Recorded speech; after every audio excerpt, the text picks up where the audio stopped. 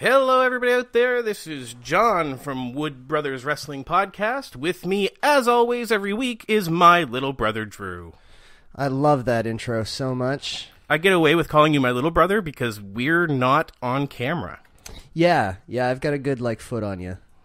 In any case, we are here today to talk about Money in the Bank and the lead-up thereunto. Yeah, it's been a really interesting build-up so far. I mean, it's...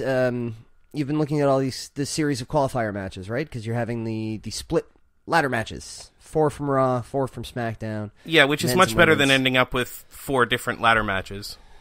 Yeah, we could have ended up with, way too many ladder matches. Well, I mean, there was rumor about adding a tag team one. Yeah, it doesn't look like that's happening, does it? No, the Money in the Bank qualifier match between the New Day and the Bar kind of nullified that, and it just kind of took that potential rumor and took it away, blew it away.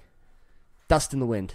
Yeah, so the men's match right now is almost full. It is, yeah. We have, just to run it down, Kevin Owens, Bobby Roode, Braun Strowman, The Miz, Rusev, Finn Balor, and one member of the New Day. And hopefully Samoa Joe. And either Samoa Joe or Big Cass after SmackDown next week. Samoa Joe versus Big Cass on SmackDown Live next week for that last spot. And I am really hoping it's Joe. Doesn't make a lot of sense to put Cass in there, but... It's hard to get... I'm more interested in who they're going to pick for the New Day, because the rumors that I've been hearing is that Big E is about to get a big singles push. But we've been sort of seeing something else over the last couple of weeks. We've been seeing so much good stuff from Xavier Woods over the last couple of weeks that it would seem like almost a shame. I think who was it? Was it The Miz on commentary during that match, talking about how Xavier Woods should be the one he should be demanding to be the one to represent the New Day in the Money in the Bank ladder match because of all the success he's had recently. And I didn't remember that. Oh, it was great stuff. I think it was The Miz and Graves kind of trading back and forth on commentary. Yeah, I gotta be honest, I only half listen to the commentary when I'm watching. Well, that's a shame, because the commentary, both shows, the commentary it's often not worth it, man. Graves is pretty good, and you catch most of what Graves is saying, but the rest of it is just natter.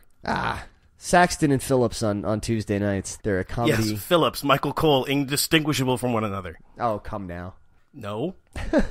Yeah, so I think Xavier Woods is the right person to put in the match, personally. I think it would be a lot more exciting. Big E, we've got Rusev.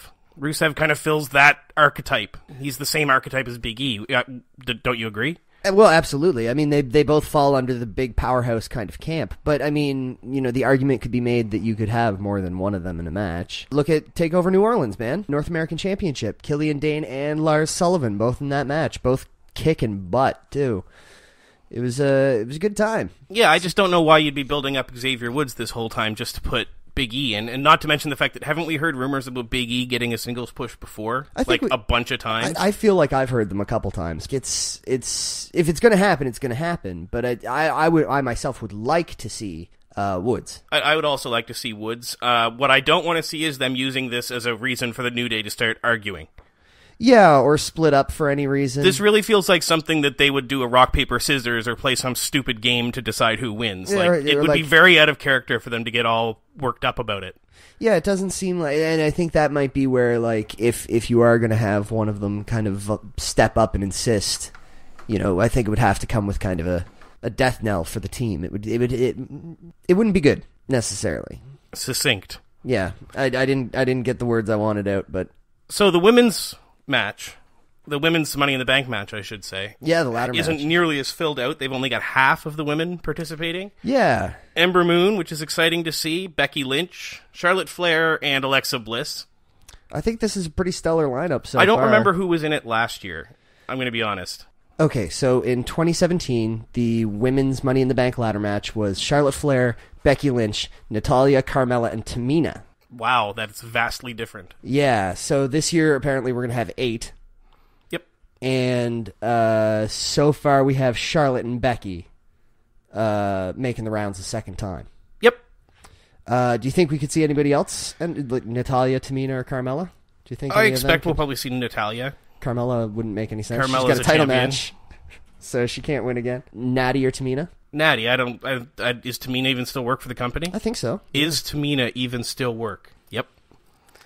What I am looking forward to seeing, though, is Alexa Bliss in this match. Oh, yeah. Yeah, there's this... I want a Twisted Bliss off the ladder. That's what I want. Well, she's doing it off everything else. So I think we can expect to see it. She's sorry about that.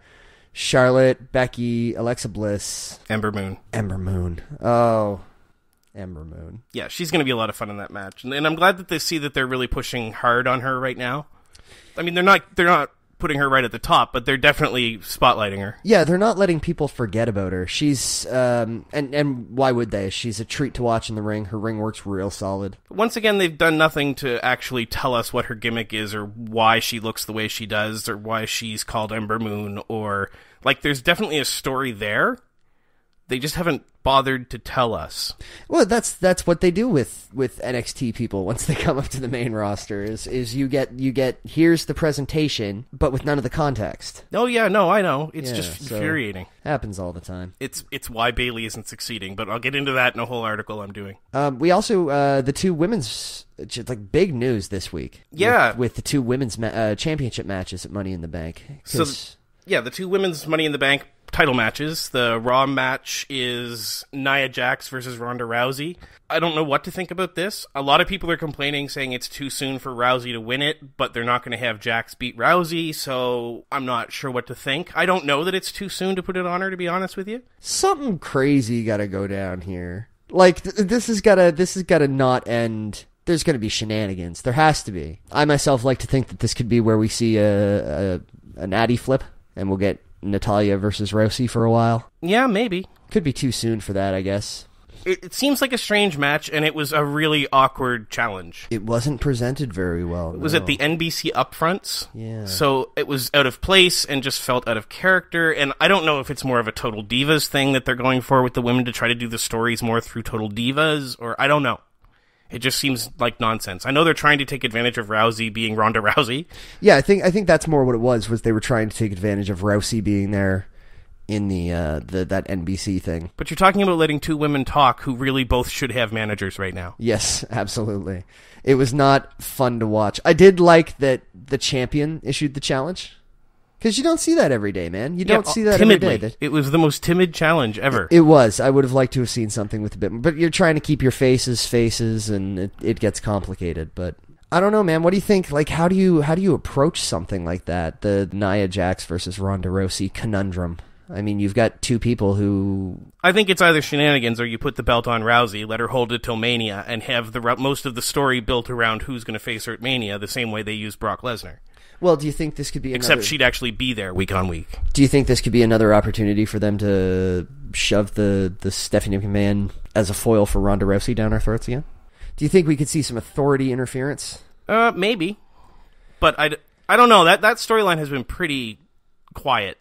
It has, but I mean, everything I was reading, a lot of what I was reading at the time of Mania 34 was about highlighting Stephanie into the Vince role while having the Ronda in sort of the Austin role to try and get, I think the aim is to get that level of exposure and credibility.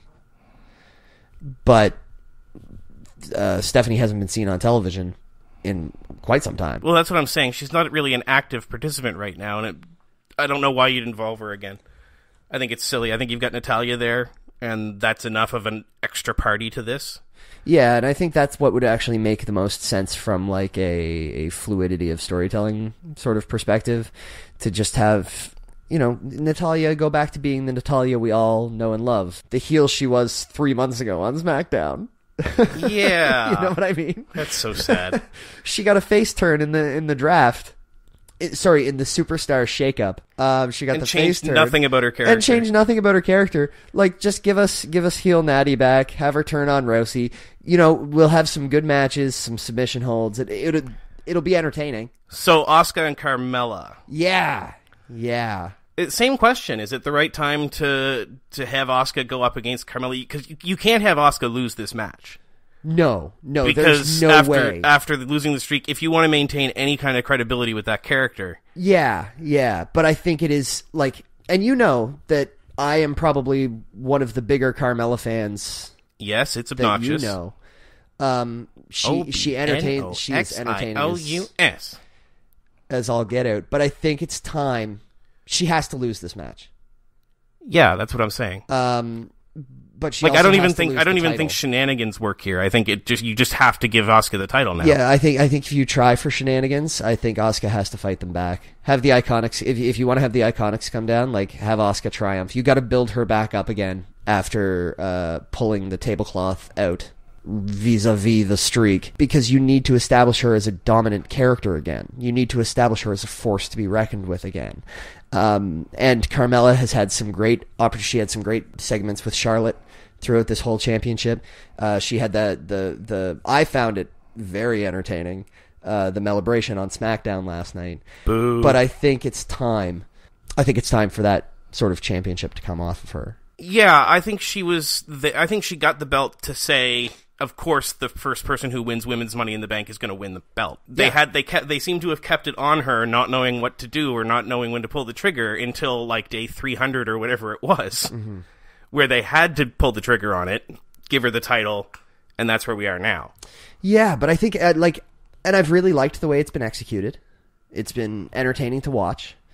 But it's time. You have to make your champion a real champion sometimes. But you've done very well at taking a relatively new talent and establishing her as a top heel who can continue to work as a top heel on your brand, just without the belt. Yeah, I agree. Yeah. But it's time for Asuka to wear some gold on the main roster for sure. The other match that we know for sure is happening is the WWE Championship match between AJ Styles and Shinsuke Nakamura, with Nakamura choosing the stipulation. Yeah, which we do not know yet. No, as of recording, we haven't been told what it's going to be. Do you think they're doing that? Is that a next Tuesday on SmackDown thing, or is I hope so. I'm getting tired of learning Twitter things thing? on social media. All right. Well, hopefully that's next week on SmackDown thing, so that by the time you're listening to this, it hasn't already been revealed and we sound like jackasses. Yeah, I assume they're going to do another promo with Renee where she just looks angry at him. That was really entertaining. I liked that promo a lot. I liked that segment. If you don't, do yourself a favor whenever Renee is interviewing somebody. 9 times out of 10, she's reacting more so than I think any backstage interviewer ever has before. Her facial reactions are golden. Renee Young is a treasure. It's true. It's true. It's damn true. It's damn true. Nakamura Styles. In terms of the stipulation, we're going into this counting last night on SmackDown. This makes AJ Styles versus Shinsuke Nakamura 5? 4, I think. Mania, Greatest Royal Rumble, Backlash, SmackDown last 5, night. I guess. You're right. So this is AJ Styles, Shinsuke Nakamura 5. And this Shinsuke, time with 30% less nut shot. Oh, one can only hope. After that stellar main event last night. Yeah, I mean, I've heard a lot of people online complaining about that. Oh yeah, like giving away the main event of a show 4 weeks before a show. But I liked it. It showed that they can still do good matches. Yes. For all of the effort we put into trying to enjoy the Mania 34 match or the Greatest Royal Rumble match or that train wreck of a Backlash match. The ending of the Backlash match is the train wreck, not the match itself. But to have that that great main event last night to show what the guys can really do, it was a lot of fun, and I loved having it on weekly television. I don't see how you can complain about quality wrestling on weeklies. It was an odd choice, though. It is. I guess it is. It is a bit of an odd choice, but to me, it's icing on the cake. It's the cherry. So this obviously isn't the whole card. We just haven't heard about the rest yet. I assume they're going to use Seth Rollins in some way. Yeah, Seth Rollins will be there. KO is on the Money in the Bank match. And Sammy and Lashley, does that happen at Money? I guess that is going to happen at Money in the Bank. I think it has to, which I cannot, for the life of me, get excited about. But I don't think anybody's excited about Lashley. Did you hear when he came out in London? It was like crickets. Yeah, man. I didn't care about him last time. I don't care about him this time. And this ridiculous angle that he's running right now with that horrid interview with Renee about his sisters or whatever. Yeah, and this whole Sami Zayn threatens to expose the truth about. It's painful. It doesn't make for good television, to me. I don't enjoy watching it. So we're probably going to get Lashley versus Zayn. If we're lucky, we'll get it on the pre-show. Well, I mean, I don't want to see a guy I like so much as Sami Zayn relegated to the pre-show, but I mean, this feud just isn't. So who does Rollins face then? Well, goodness. I mean, Rollins can step in there and tear it down with just about anybody. Luckily, I don't think it's going to be Jinder, because I think we're going to get Jinder Roman. Oh, God, I forgot about that. Yep. Which, good. Mid-card match. Pop it down right in the middle of hour 1. But it won't be. Oh, I would love it. It's like 50-50 it's going to be the main event. Oh, my goodness. Roman Reigns. Stay out of that main event, you scamp. Rascal, Roman Reigns. So for Rollins' Intercontinental title defense at Money in the Bank, I think there's a couple really interesting possibilities over on Monday Night Raw right now for a contender if there's nothing set already. Sure. What do you think about the idea of recently returning Drew McIntyre? Great choice, but he's a tag team. They're definitely pulling on this Ziggler-McIntyre thing, and I think it would take more storytelling to extricate Drew from that to have a title match than we have left before Money in the Bank. Okay, so you think they should just run whole hog with them as a tag team for now? Well, that's what they've been doing. Otherwise, what's the point? Yeah. Well, I mean that tag match on Monday was seriously entertaining. Honestly, with Ziggler's character, do you see him just being like, "Oh, okay, you go get your title match, and I'll just hang"? You know, that's a good point. That's a real good point. You'd have to address that in story. I mean, they could work it out. It wouldn't be the end of the tag team, but you would have to address that in story. It's not just a given. Well, they could also try and do it like New Day style, right? Have, the show become the Intercontinental Champion. No, but that's too goofy for them. You're right, it is. But it would... no, it's too gimmicky. That's their whole thing right now, is that they're not doing that. So how far down the line do you think they are from a Raw Tag Team title shot? Not far. Really? No, I think that's going to happen sooner than later. Elias isn't doing anything. Yeah, Elias isn't doing anything on the show yet, as far as we know. And Braun Strowman has... No, Braun Strowman's in the match. in the ladder match. He's in the ladder match. That'll be a train wreck. Jason Jordan? A returning Jason Jordan? Do you think that's going to continue once he's uninjured? Do you think they'll keep trying? I hope not. Trying that? I really hope not. But I'm going through the roster right now, and I'm not seeing an obvious opponent for Rollins. So I think like Elias probably would be the front runner. Yeah. In terms of a good choice, because he missed out on the ladder match, and we're fairly I would love to see Sami Zayn, Seth Rollins myself, but I think you and I are in agreement that there's no way. Well, like I said, Sami Zayn is in a thing. He's going to be in a match with Lashley. Like unless no match with Lashley gets scheduled and Seth Rollins approaches the pay-per-view as an open challenge, that's the only option. Like that's the only chance of something like that happening. But we could see somebody completely different step up. Who knows? But Elias makes the most sense. Okay, so we're going to predict Elias. So do you think we'll see the tag titles on this show? No. No? No, I don't think we will. There's no obvious... Is there an obvious story right now for either? No. No, the Deleters of Worlds don't have an opponent right now. No. Although, B-Team. Go the B-Team. Oh, hey, look, that was fantastic. To the B-Team. But that was fantastic. Like the Sharpied in B on the white shirt. Look, these guys deserve to get a couple of wins or just move up the card a little bit. Some time, yeah, like something. I think the crowd could get behind this B team thing, though. Is the thing? Oh my god, it's like London liked it. My heart swelled 3 sizes that day. Like I feel like I grew as a person watching Curtis Axel and Bo Dallas win that match. Yeah, I mean, I spent a little bit of time hoping they'd get swallowed up into a faction or pulled into maybe the Deleters of Worlds things, but I can absolutely see this B-Team thing selling them some merch, at least. At least for a little while. Like, I'd love to see it. I mean, have like a Rhino, Heath Slater-esque run. But I don't think that we're going to see them challenging for the title on this pay-per-view. Oh, well, goodness, no. I wouldn't put it past WWE, but I don't think so. Well, if they want to slapdash something together, sure, why not? Like, why not? Deleters of Worlds versus the B Team, or the show. What about the United States title? Does that make an appearance? Rumor right now is that Hardy tweaked himself a little bit there. Ew. Tweaked. No, yeah, he hurt himself in a dark match. Yeah, or at a house event or something. But I like to think that he could. Well, it depends on what happened. I mean, we're 3 weeks away or something, so... Yeah, and there is, like, Orton still doesn't have anything to do. I forgot about Orton. But that's really how I feel about Orton these days. I'm always going to like Orton. I think there's something about, like... I don't dislike him. Oh, no, I know. Yeah, I just forget he exists. Like Dean Ambrose. Oh, Remember how Dean Ambrose is a guy? He's a guy. He's a guy. I kind of miss him a little bit. I was watching some older promos of his from like a year or two back, and he's so entertaining. He's such a great force on the mic, and he can do comedy. He can do. I miss Ambrose. I miss Ambrose a lot. You done with your love letter? Yeah. Hugs and kisses, XO, Drew. All right, that's all the time we have for this episode of the podcast, but join us next week, same time, same channel. Please remember to subscribe and to like us and to share us and to do all those lovely internet's things. We also do the Twitter. We do the Twitter, and you can find our addresses up in the corner. We'll see you next time.